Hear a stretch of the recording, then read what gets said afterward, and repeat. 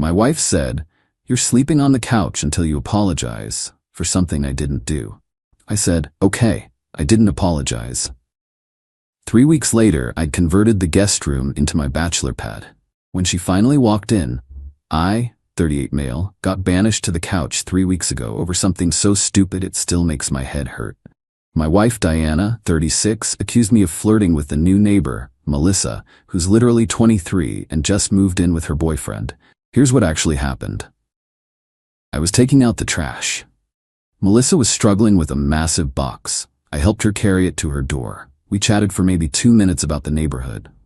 That's it. That's the whole crime. Diana saw this from our window and went nuclear. Said I was all over her and practically drooling. When I tried to explain, she hit me with, "Don't gaslight me, Trevor. I saw what I saw. You're sleeping on the couch until you apologize and admit what you did." I stood there for a second, processing the insanity, then said, "Okay." She blinked. "Okay, that's it? Yeah, okay. I'll sleep on the couch until you apologize." "Sure." She stormed off, probably expecting me to grovel within hours. But here's the thing, I didn't do anything wrong. I'm not apologizing for helping a neighbor. That's not how this works. Night 1 on the couch sucked. Our couch is nice for sitting, terrible for sleeping. My back was killing me by morning. Diana came down, saw me making coffee and said, "Ready to apologize?" "Nope." She huffed and left for work. By night 3, I was done with the couch.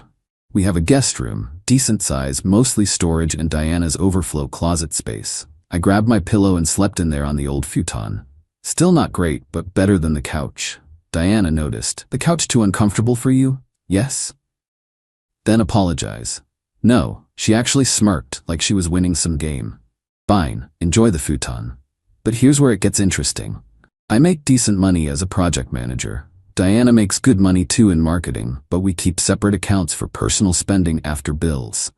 I had about $3 saved for a new toolset I'd been eyeing. Decided to repurpose those funds. Day 4, ordered a memory foam mattress, queen size, $800 with same-week delivery.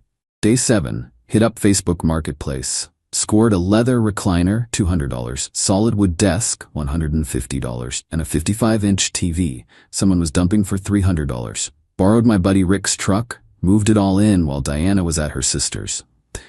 Day 10, Amazon Prime is beautiful. If microwave $60, microwave. Installed some floating shelves, if $50. Got a nice rug, $120, that really tied the room together. Day 14, this is where I might have gotten petty. Bought a PlayStation 5, $500, and a soundbar, $200. Also grabbed some blackout curtains, $40, because why not? Day 18, the finishing touches. LED strips for mood lighting, a couple of band posters I'd always wanted to hang, and this is my favorite part, a digital lock for the door, $150. By week 3, I'd spent about $2,800 turning that guest room into my personal sanctuary. It was everything our bedroom wasn't. My space, my rules, my vibe. Diana hadn't been in there once. She'd knock occasionally, tell me I was being ridiculous, but never actually entered. Think she was playing chicken, waiting for me to break. Last night, everything came to a head. I was in my room playing Call of Duty with Rick online when I heard Diana try the door handle. It didn't budge, obviously. "Trevor, why is this door locked?" Pause the game. "Privacy." "Open this door right now." "No thanks, I'm good." Silence, then bang bang bang. "Trevor, open this door immediately." I calmly got up, walked to the door but didn't open it. "Diana, you banished me from our bedroom. This is my space now. You're welcome to apologize for falsely accusing me anytime." "I'm not apologizing. I saw what I saw. Open this door." "No." Then I heard her on the phone with her mother. Oh boy. Putting it on speaker so I could hear everything. Classic Diana move. "Mom, he's lost his mind. He's locked himself in the guest room and won't come out." Her mom, Teresa, loud as always. "What do you mean locked? In his own house? He put a lock on the guest room, an actual lock, with a code." "Well, why is he in the guest room, sweetie?" Diana paused. "He's being punished. For what?" "He was flirting with the neighbor." "Was he really?" "Mom, whose side are you on?" "I'm just asking, honey." "What did he do exactly?" Diana went quiet. Then he helped her carry a box. Even Teresa went silent. Then, that's it. You didn't see how he was looking at her. "Diana, sweetie, maybe you should apologize." I can't believe you're taking his side. She hung up, then more banging. Trevor, I'm getting a locksmith. Go ahead, I called back. I own this house too. I can put a lock on any interior door I want. Check the law. I had actually Googled this already. As long as it's not preventing egress in an emergency and both parties own the home, interior locks are generally fine. She must have Googled it too, because she stopped threatening the locksmith. Then came the texts. Oh man, the texts. This is insane. You're acting like a child. That room is for guests. All your clothes are still in our room. I bought new clothes. They're in my closet now. Your closet? It's a guest room. Not anymore. You can't just claim a room. You claim the whole bedroom. I'm just working with what I've got. That's different. You were being punished for something I didn't do, so I made alternative arrangements. This is stupid. Come back to our room. Did you just invite me back? Only if you apologize. Then no thanks. I'm good here. This morning, while I was at work, she finally went in. I have a camera in there, legally placed. It's my room now. Watched her jaw literally drop when she saw the transformation. She stood in the doorway for like 5 minutes, just staring. Touched the TV, the mini fridge, sat in the recliner. Then she noticed the PlayStation, and I swear she looked like she was going to cry. When I got home, she was sitting at the kitchen table. No anger this time, just defeat. You really set up a whole apartment in there. It's just a room, with a fridge and a microwave and a PlayStation. Yeah, how much did all that cost? My personal savings, not marital funds. She was quiet for a long time. Then you're really not going to apologize? I'm really not going to apologize for something I didn't do. So what, you're just gonna live in there forever? Until you apologize for falsely accusing me and banishing me from my own bedroom? Yeah, pretty much. This is ridiculous. It was ridiculous 3 weeks ago when you started it. Now it's just my new normal. She got up and left. Haven't seen her since. It's 10 p.m. now, and she's in our old bedroom. I'm in my room, writing this and eating takeout. Got my game loaded up, cold beer from my fridge, and honestly, I'm good, like, really good. Is this petty? Absolutely. But I'm a grown man who got kicked out of his bedroom for helping a neighbor move a box. If she wants to die on this hill, I'll build a whole damn house on mine. Update 1. Well, the situation has escalated in ways I didn't see coming. Diana's entitlement has reached new heights, and I've had to match it every step of the way. First, she tried to weaponize household chores. Stop doing my laundry. Joke's on her. I bought my own compact washer-dryer combo for $400 off Craigslist. Yes, it fits in my room. Then she stopped cooking my portions for dinner. Cool. I've got my microwave and mini fridge. Started meal prepping on Sundays. Even bought an air fryer, $80, that sits on my desk. But here's where it got interesting. She called a house meeting with her best friend Vanessa as a mediator. They sat me down in the living room like this was some kind of intervention. Vanessa, Trevor, don't you think this has gone too far? I'm just respecting Diana's decision. She wanted me out of the bedroom. But you've turned the guest room into a man cave. And? It's supposed to be for guests. What guests? Your mom who stays in hotels because she doesn't like our guest bathroom? Your brother who hasn't visited in 2 years? That's not the point. Actually, it's exactly the point. The room was unused storage. Now it's being used. You're being spiteful. I'm being comfortable. You made a decision. I adapted. Then Diana pulled out what she thought was her ace card. Fine. Then I'm taking the master bathroom. Completely. You can use the hall bathroom. Okay. She blinked. Vanessa looked shocked. Okay, that's it? Yeah. You want to escalate? Cool. The hall bathroom is fine. What she didn't know is that I'd already been thinking about this possibility. See, the hall bathroom is right next to my room. The master is attached to our old bedroom, but you have to walk through the bedroom to get to it. That night, I moved all my stuff to the hall bathroom. But I didn't stop there. Installed a rainfall shower head, $60. Got one of those fancy Japanese toilet seats with the bidet function, $200, game changer, BDU. Bought premium towels, a humidifier, plants, the works. That bathroom went from basic to spa level in 48 hours. Meanwhile, Diana started realizing that claiming the master bathroom meant she was the only one cleaning it. She complained to her sister on the phone. Thin walls, I heard everything. He doesn't even use it anymore. He just moved to the other bathroom and made it nice. He bought a bidet, Jenna. A bidet. But the real kicker came 3 days ago. Diana's company announced they're going hybrid. 3 days in office, 2 days remote. She needs a home office space. Guess which room she assumed she'd use? She knocked on my door at 7 a.m. Trevor, we need to talk about the guest room. My room? It needs to be an office. I'm working from home twice a week starting next month. That's nice, good for you. So you need to move your stuff out. I actually laughed. No. Trevor, I need an office. Then set one up in the bedroom. It's huge. There's no space with the bed and dressers. Then reorganize. Or you could stop being petty and give me the room. The room I've paid to furnish? The room I'm living in because you kicked me out? That room? She tried a different approach. I'll let you back in the bedroom if you give me the office. But I'd still have to apologize? Of course. Then no. She slammed the door and left. 20 minutes later, I heard drilling. She was installing a desk in the living room corner. Her office is now in the communal space where I watch TV. Guess who bought noise-canceling headphones, $300, and doesn't care? Yesterday was the crown jewel of entitlement, though. I came home to find the lock on my door had been tampered with. There were scratch marks around the keypad. She definitely tried to break in. I confronted her immediately. Did you try to break into my room? It's not your room. Did you or did you not try to break the lock? I needed to check if you're damaging the house.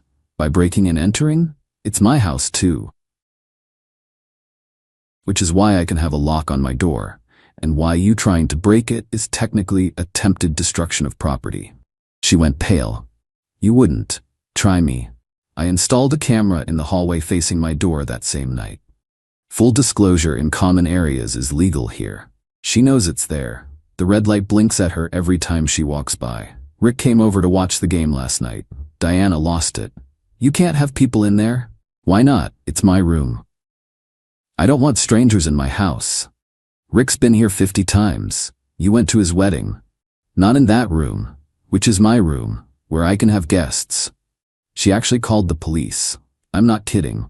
Said I was refusing to leave a room in her house. The cop who showed up looked so tired. Took one look at the situation, me calmly explaining I live here, pay half the mortgage, and am in my room. Diana screaming about guest rooms and apologies. Cop, ma'am, does he live here? Yes, but is he threatening you?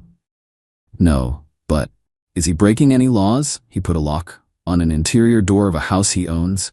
Diana went silent. Cop to me, you two should probably get counseling. After he left, Diana sent me a Venmo request for $1,400. The explanation was, half of your room furnishings since it's marital property. I declined it and sent her one for $1,900 for half of bedroom furnishings I'm not allowed to use. She declined that and sent another for $500 for emotional distress. I sent her one for $1 for the box I helped Melissa carry. It's been radio silence since then. Update 2. The war of attrition continued, but Diana made a fatal error in judgment that changed everything. After the police visit, she went full scorched earth. Changed the Wi-Fi password. Joke's on her. I got my own internet installed directly to my room. The technician thought it was weird, but $90 per month for peace of mind? Worth it. Then she started inviting her friends over constantly. Wine nights, book clubs, jewelry parties, all deliberately loud, all right outside my door. I just turned up my soundbar and invested in better blackout curtains. But then she crossed a line. Last Tuesday, I came home to find my room door wide open. The lock had been completely removed. My stuff was there, but reorganized. My PlayStation was unplugged and moved. My mini fridge was turned off, food starting to spoil. My bed was stripped, sheets in a pile. And there was a note, maintenance inspection required, management. Except we don't have management. We own the house. I called her immediately. What the hell, Diana? The room needed inspection for damages. You broke into my room and touched my stuff. It's not breaking in if I own the house. You removed my lock. That's destruction of property. Prove it. That's when I snapped. But not how she expected. See, Diana forgot about something important. She's not the only one who can play the documentation game. I'd been keeping receipts, every text where she admitted to kicking me out, every attempt to get into my room, the police report from her false call, the tampered lock, with photos. And now, this. I didn't yell. I didn't argue, I just said okay. Then I called my lawyer. Yes, I got a lawyer. Not for divorce, not yet, but for a legal separation and formal establishment of household boundaries. The paperwork she got served with 3 days later was beautiful, requesting exclusive use of the guest room, my room, damages for destroyed property, the lock, and a formal division of household spaces. She came crying, actually crying. You got a lawyer? You broke into my room and destroyed my property. It's a lock, Trevor, that you destroyed. After kicking me out of our bedroom for helping someone carry a box, you're gonna destroy our marriage over this? Me? I'm just sleeping in a guest room. You're the one who's been escalating for 6 weeks. Then came the sob story. I'm stressed. Work is horrible. My mom's on my case and you just abandoned me. You literally kicked me out. I wanted you to fight for us. By apologizing for something I didn't do, by showing you cared. I showed I cared by respecting myself enough not to be gaslit. She retained her own lawyer, who, according to my lawyer, basically laughed at her case. Kicking your spouse out of the bedroom, then claiming abandonment when they sleep elsewhere, destroying their property, then claiming ownership. Good luck with that. But here's where Diana really shot herself in the foot. She decided to win by making me want to come back. Started walking around in lingerie. Cooking elaborate meals that she'd eat in front of me, bringing home desserts from my favorite bakery. I just kept living my life. Meal prepping, gaming with Rick, working on some coding courses I'd started. Then she brought out the nuclear option. She invited Melissa and her boyfriend over for dinner. Didn't tell me, of course. I found out when I came home to them in my dining room. Diana all smiles, serving wine, being the perfect hostess. Trevor, join us. I was just getting to know our new neighbors better. Melissa looked mortified. Her boyfriend Tony just looked confused. Thanks, but I've got plans, I said, grabbing a protein shake from the kitchen. Don't be rude, honey. Sit with us. The honey was so fake it hurt. I'm good. Enjoy your dinner. Diana's face fell. Melissa jumped up. Actually, we should go. Early morning tomorrow. But you just got here, Diana protested. Yeah, we're so sorry. The food smells amazing, though. They practically ran out. Tony whispered, "What the hell was that?" as they left. Diana lost it. You embarrassed me. You embarrassed yourself. You invited the woman you accused me of flirting with to make some kind of point. I was being nice. You were being manipulative. I'm trying to save our marriage. By refusing to admit you were wrong? I wasn't wrong. Then we have nothing to save. That was last week. Yesterday Diana moved out. Not permanently, she's at her sister's. But she packed bags and left a note, since you want to live alone so badly. The funny part? I don't want to live alone. I just wanted my wife to admit she was wrong about one single thing. That I didn't flirt with anyone. That helping someone carry a box isn't a crime. That kicking me out was an overreaction. Instead, she chose to blow up our entire life. My lawyer says I have a strong case for keeping the house if we divorce, especially with her voluntary departure and the documentation of her kicking me out first. But that's not what I wanted. I'm sitting in my room, my really awesome room, writing this update. The house is quiet. Too quiet. But I'll be damned if I apologize for something I didn't do. She texts me every few hours. Ranges from, "I miss you," to "You're ruining everything," to "Just say sorry and we can forget this." 6 weeks ago, I helped a neighbor carry a box. That's it. That's the crime that apparently ended my marriage. Final update. It's over. Not the marriage, that's definitely over. But this whole insane saga finally has an ending. Diana stayed at her sister's for 2 weeks, posting passive-aggressive quotes on social media about knowing your worth, and when someone shows you who they are, believe them. The irony was lost on her. During that time, I got the house appraised. Consulted with my lawyer about buyout options. Started therapy, honestly should have done that years ago. And yeah, I kept improving my room. Added a small beer fridge. Why? Because I could. Then Diana made her move. She came back with her brother Kyle and a U-Haul. No warning. I was working from home. My company's been flexible about it when I heard them outside. She walked in like she owned the place, which technically she half did. I'm taking my things, okay? And the bedroom furniture. It's half mine. Then I'm taking the bed and the dresser. You can have the nightstands. Cool. She was trying to get a rise out of me. When that didn't work, Kyle stepped in. You really messed up, man. You know that? How's that, Kyle? You humiliated my sister, made her feel unwanted in her own home. She kicked me out of our bedroom for helping someone carry a box. That's not what she told me. I'm sure it's not, Diana interrupted. I want the TV from the living room too. That's mine. Bought it before we got married. I don't care. The receipt I have says otherwise.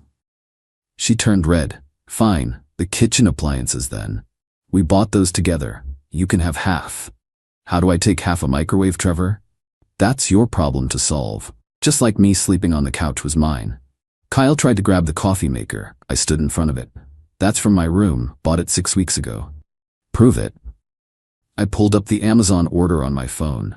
Diana grabbed the Keurig from the counter instead. This one then. Go for it. They spent 3 hours going through the house, taking things, leaving things, arguing over everything. Diana tried to take my gaming chair from my room. This was in the guest room originally. Yeah, and you kicked me into the guest room. It's mine now. A judge won't see it that way. Then let a judge decide. She backed down. The real explosion came when she found out I'd been documenting everything. Kyle was loading boxes when Diana came storming down from the attic. You changed the locks on the attic storage? No, I put a padlock on my section. Yours is still open. How did you even divide it? Tape line down the middle. Your Christmas decorations and old clothes are on the left. She went up to check, came back furious. You took more space. I took exactly half, measured it. This is pathetic, Trevor. We're adults. Adults who got kicked out of their bedrooms don't usually measure storage spaces, but here we are. Kyle jumped in again. You're being a petty little. Kyle, choose your next words carefully. You're in my house. It's Diana's house too, for now. That stopped them both. Diana, what do you mean for now? I mean we're getting divorced. The house will be sold or bought out. This ends. You're divorcing me? Over this? Over you kicking me out, falsely accusing me, refusing to apologize, breaking into my room, destroying my property, calling the police on me, and now taking half our stuff? Yeah. I don't want a divorce. Then you should have thought about that before you made helping a neighbor a capital crime. She actually sat down on the floor, right there in the hallway. This isn't how it was supposed to go. How was it supposed to go, Diana? You were supposed to apologize, sleep on the couch for a few nights, feel bad, then come back and appreciate me more. Appreciate you for falsely accusing me, for fighting for our marriage. That's not fighting for marriage, that's playing games. Kyle helped her up. Come on, Dee. Let's go. I'm not leaving. This is my house. You left already. You're at Jenna's, remember? She tried one last manipulation. If you loved me, you'd apologize just to end this. If you loved me, you wouldn't need me to apologize for something I didn't do. They left with the U-Haul half full. Diana crying, Kyle muttering threats about lawyers. The divorce papers were filed 2 weeks ago. She's fighting it, demanding counseling instead. The counselor we saw, court-mandated mediation, took one look at our story and basically said, yeah, this is done. Diana's lawyer advised her to take the buyout offer. I'm keeping the house, paying her half the equity. It's worth it to me. My room is already perfect, and now I get the master bedroom back too. Might knock down the wall, make a huge suite. Who knows? The last text exchange we had. This is really it? Over a box? It was never about the box. Then what? It was about respect, trust, partnership. You showed me you don't believe in any of that. I was jealous. It's normal. Jealousy is normal. What you did after wasn't. So you're just giving up. I'm moving on. From almost 10 years together? Me, from 6 weeks of showing me who you really are. She didn't respond after that. I'm doing okay. The house is quiet but peaceful. Started dating a bit, nothing serious yet. Just coffee dates. Been upfront about the baggage. Most people are shocked by the story. One woman said, you turned a guest room into a man cave instead of apologizing? Legend. Another said I was too stubborn. Fair enough. Not everyone's compatible. Rick helped me move the bedroom furniture back last weekend. Walking into that master bedroom was weird. Felt like visiting a crime scene. But I'm reclaiming it bit by bit. Diana's still at her sister's last I heard. Still posting quotes about toxic relationships and red flags. Still telling anyone who'll listen that I ruined our marriage over nothing. But here's the thing. It wasn't nothing. It was everything. Every time she dismissed my feelings. Every time she demanded apologies for her imagination. Every time she chose control over communication. The box was just the last straw that broke this camel's back. Do I regret not just apologizing? No, because if I had, we'd still be in that cycle. She'd still be controlling and manipulating. I'd still be appeasing and enabling. Sometimes the smallest hills are worth dying on because they represent the mountains behind them. My new room setup is fire though. Kept the gaming rig in there. Master bedroom is just for sleeping now. Best of both worlds. Thanks for following this insane journey. I'm closing this chapter and moving forward. To everyone in similar situations, don't apologize for shit you didn't do, not even once. It never ends there. Peace out. P.S. Melissa and Tony had me over for beers last week. They told me that dinner was the most awkward experience of their lives. Diana apparently spent the whole time talking about how great our marriage was, while obviously fighting back tears. They felt so bad they almost moved. I told them the story. Tony bought the next round and said, "Dude, you dropped this." Good neighbors.